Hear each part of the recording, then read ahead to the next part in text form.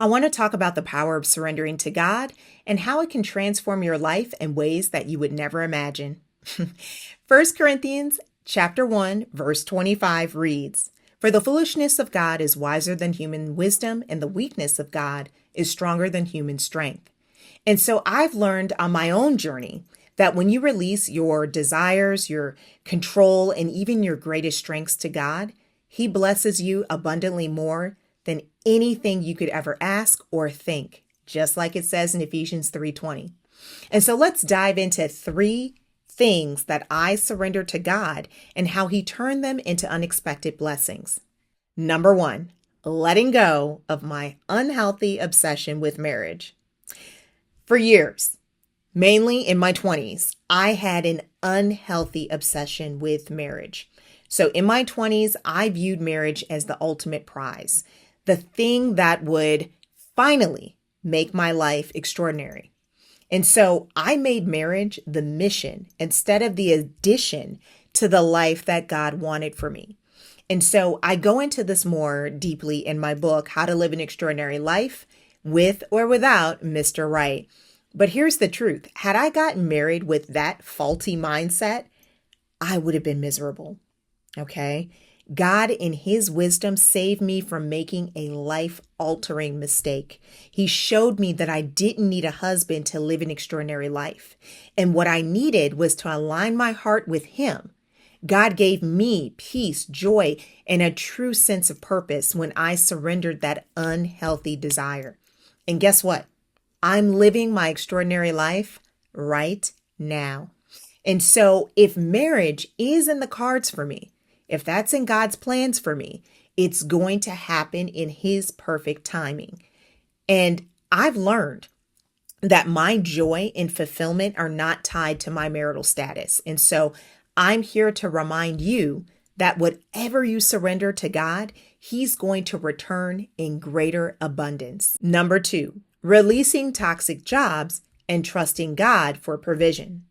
So another area that I had to surrender was my career. I allowed negative environments and people to chip away at my confidence and self-worth. But through prayer, faith, and support of my mom, God opened so many new doors. And when I finally released those jobs and trusted God, He blessed me with better paying positions and the freedom to work on my passion projects. Letting go wasn't easy. It was not easy, but it was necessary for my growth. And so if you're holding on to something out of fear, I encourage you to trust God's plan because He has something much greater in store for you. And last but not least, number three, surrendering relationships that don't add value. One of the most freeing things that I ever did was to let go of relationships that no longer serve me.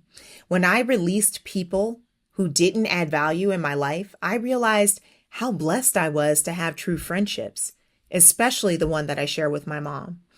God also reminded me that I can always rely on Him. People may come and go, but God's love and faithfulness are constant. And so if you're struggling with toxic relationships, just know that when you surrender those connections, that God is going to fill that space with people who uplift and support you.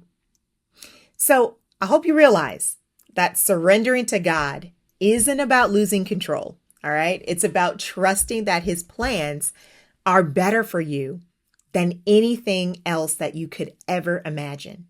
And so whatever you submit to Him, just know that He will return in abundance. And I've experienced greater peace, joy, and purpose in releasing my desires and trusting God's timing.